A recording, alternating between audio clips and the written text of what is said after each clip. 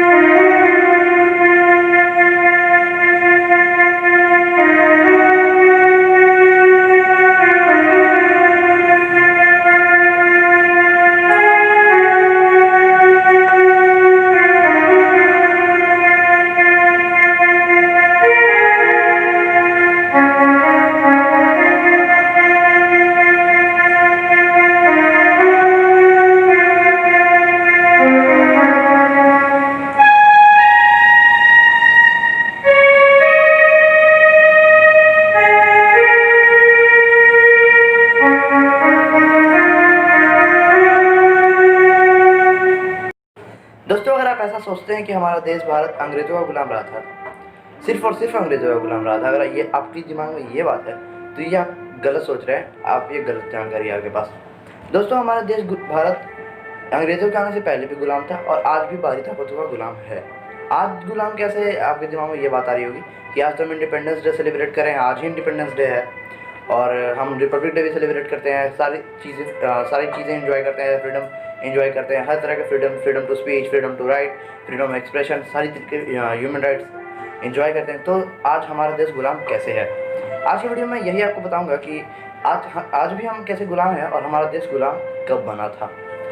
दोस्तों, हमारे देश पर बाहरी ताकतों का हमला काफ़ी पहले से हो रहा है, क्योंकि कई लोग भारत के धन दौलत से आकर्षित होकर अटैक करते थे, तो कईयों को हमारे देश के गद्दारों ने ही निमंत्रण दिया था कि आइए और यहाँ पर शासन करिए।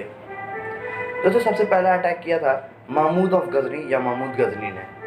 यह अफगानिस्तान में गजनी नामक जगह का रूलर था और इसने 25 से 27 सालों में 17 बार भारत पर हमला किया, जिसमें से 16 बार पृथ्वीराज चौहान ने काफ़ी बुरी तरीके से इसे हराया और 17वीं बार पृथ्वीराज चौहान की मृत्यु हो जाती है। दोस्तों, पृथ्वीराज चौहान काफ़ी वीर योद्धा थे, उनके आंखों को निकाल दिया था उसने, लेकिन पृथ्वीराज चौहान ने एक शब्द भेदी बाण का इस्तेमाल करते हुए उसे मार दिया था। शब्द भेदी बाण यानी कि आवाज़ को सुनकर बिना उस व्यक्ति को देखे उसके ऊपर निशाना लगाना। ये काफ़ी मुश्किल कला है, आज के एक्सपर्ट से नहीं कर पाते हैं। दोस्तों, महमूद गजनी आया था अपने देश को संपन्न बनाने के लिए, यहाँ से सामान लूटने, यहाँ से खजाना लूटने। और महमूद गजनी के बाद यानी पृथ्वीराज चौहान की मृत्यु के बाद भारत में विदेशी परचम लहराया। और दोस्तों, वो पहला परचम जो भारत में विदेशी परचम लहराया था वो था अफगानिस्तान का। और उस परचम के लहराने के बाद से दिल्ली सल्तनत का आरंभ हुआ। दिल्ली सल्तनत के अंदर काफ़ी सारी सल्तनतें आई और जो अंतिम सल्तनत थी उसका अंत हुआ था एक गद्दार के कारण। उसने मुगलिया सल्तनत की नींव भारत में नींव रखने वाले यानी कि बाबर को इन्विटेशन दिया था कि आप हमारे देश पर आइए और हमला करिए और इस पर रूल करिए। उसने इस इन्विटेशन के पीछे उस गद्दार का एक ही कारण था, मतलब मकसद था, और वो था पैसा, धन, दौलत। इसके लालच में उसने बाबर को सारी की सारी जानकारी दी, भारत के सैन्य बल के बारे में बताया। हालांकि जब सैन्य बल के बारे में बाबर को पता चला तो वो काफ़ी डर गया। उसने सोचा कि इतनी बड़ी सेना के सामने उसकी छोटी सेना नहीं टिक पाएगी। लेकिन बाबर को जब ये पता चला कि हिंदुस्तान में अभी तक तोप का इंट्रोड्यूस नहीं किया गया है, तो बारूद वहाँ नहीं आया है अभी तक, तो उसे खुशी हुई और वो तोप और बारूद के दम पर ही हिंदुस्तान में उसने मुगलिया सल्तनत का परचम लहराया और मुगलिया सल्तनत की नींव रखी। उसके बाद अफगान लीडर शेर शाह सूरी ने बाबर के पुत्र हुमायूं को काफ़ी बुरी तरह से हराया और उसे देश छोड़कर जाना पड़ा।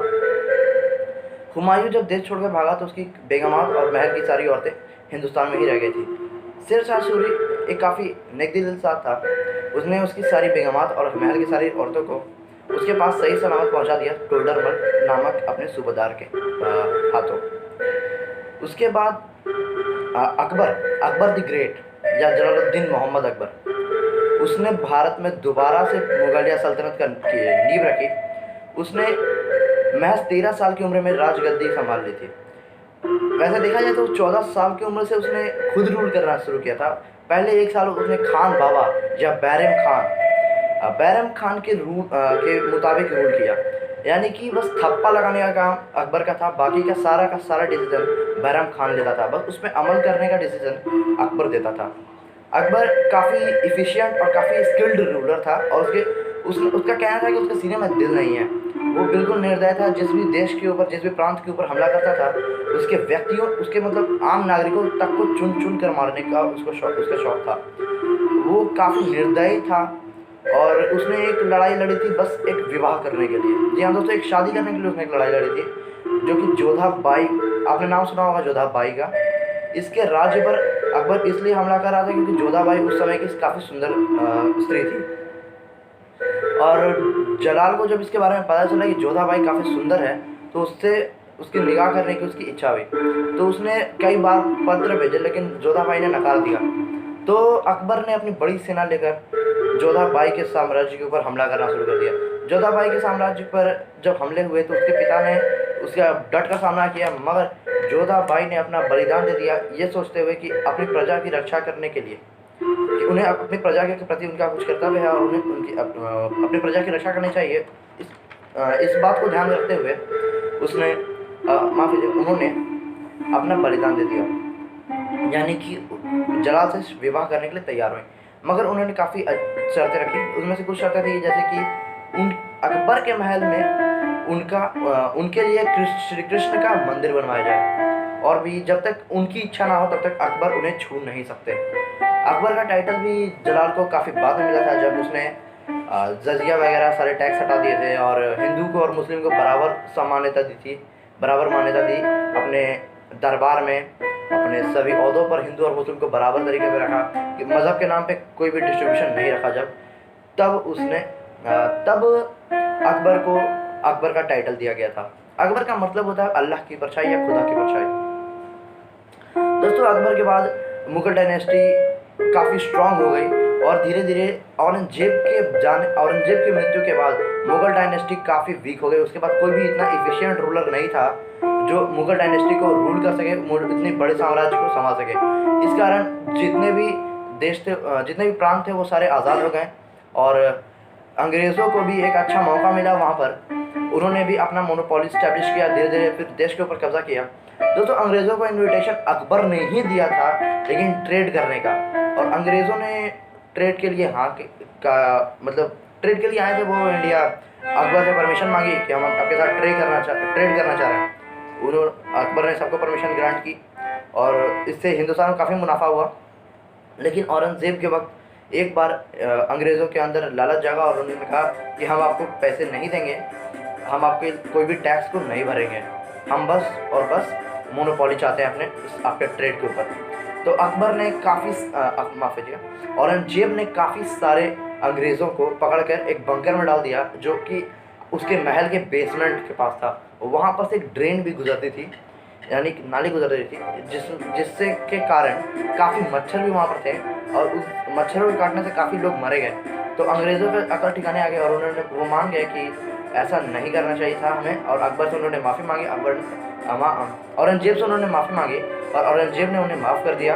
उसके बाद औरंगजेब की मृत्यु हुई, तो औरंगजेब की कोई संतान नहीं थी, तो उसके कुछ सूबेदार में से किसी एक को चुन लिया गया शासक। उसके बाद मुगल डायनेस्टी ख़त्म हो गई, और अंग्रेज़ों का शासन शुरू हुआ, जो कि 200 साल के स्ट्रगल के बाद जाकर हमें आज़ादी मिली। और दोस्तों, अब बात करते हैं कि हम आज के समय गुलाम कैसे हैं। दोस्तों, आज के समय में हम इसलिए गुलाम हैं क्योंकि आज भी अगर कोई व्यक्ति काफ़ी ज़्यादा नॉलेज रखता है, लेकिन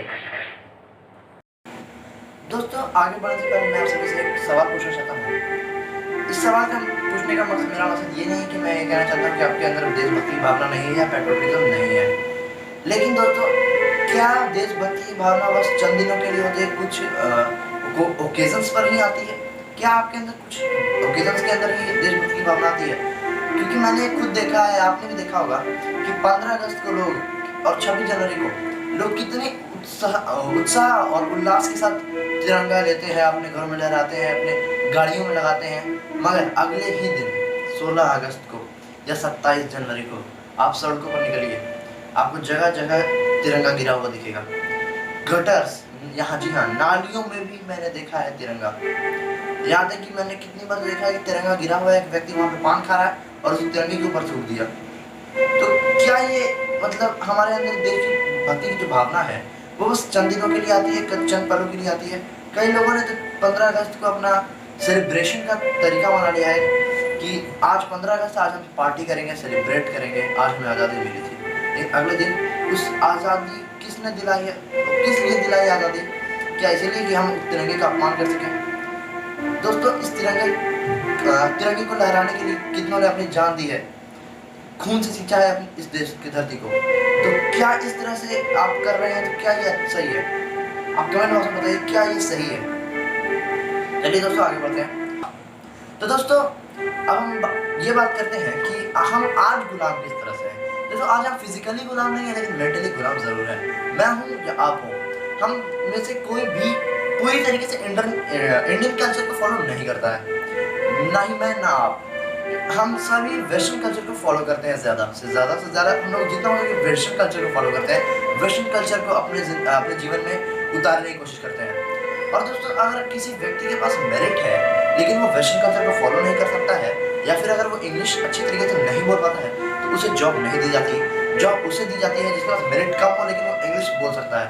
तो दोस्तों ये भी सोचने वाली बात है कि हमें ज़रूरत ऐसे इंसान की है जो इंग्लिश बोल सके, या फिर ऐसे इंसान की जो जिसके पास मेरिट हो। दोस्तों अगर आपके पास मेरिट ही नहीं है, आप कंपनी ओपन की हुई है अपने, तो आपके पास एम्प्लॉय आता है जिसके पास कोई मेरिट नहीं है, वो कोई काम ही नहीं कर सकता, तो और बस इंग्लिश बोलना आता है, उससे क्या फ़ायदा? आपकी कंपनी में कोई फ़ायदा नहीं होगा।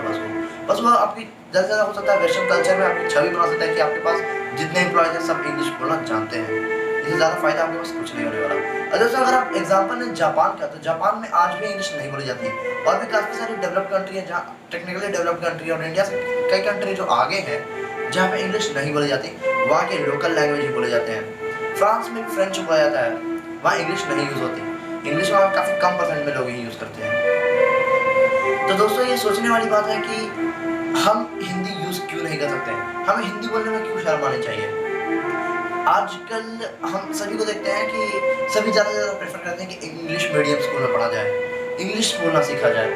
लेकिन ऐसा क्यों है? क्योंकि आज भी हम मेंटली कहीं ना कहीं हम इंग्लिश को सुपीरियर लैंग्वेज मानते हैं हिंदी से। हमारे दिमाग में आज भी ऐसी चीज़ बनी हुई है कि इंग्लिश सुपीरियर है। तो दोस्तों इसी तरह से कई चीज़ें हमारे दिमाग में बनी हुई है कि वेस्टर्न कल्चर सुपीरियर है, इंडियन कल्चर इंफीरियर है, वेस्टर्न लैंग्वेज सुपीरियर है, इंडियन कल्चर इंफीरियर है। तो इसी तरह से और भी काफ़ी सारी चीज़ें हैं हमारे दिमाग में, जो हमें इसे बाहर निकालने की ज़रूरत है। और दोस्तों कोई भी बच्चा जितने अच्छी तरीके से अपने मदर टंग में समझ सकता है, सीख सकता है, किसी और लैंग्वेज में ऐसा नहीं कर सकता। ये मैं नहीं, NCERT ने भी ये बात कह चुका है। तो दोस्तों आज की वीडियो यही समाप्त होती है। अगर आप हमारे चैनल पर नए हो तो सब्सक्राइब कर दें, और वीडियो पसंद आए तो लाइक करें, शेयर करें, कमेंट करें।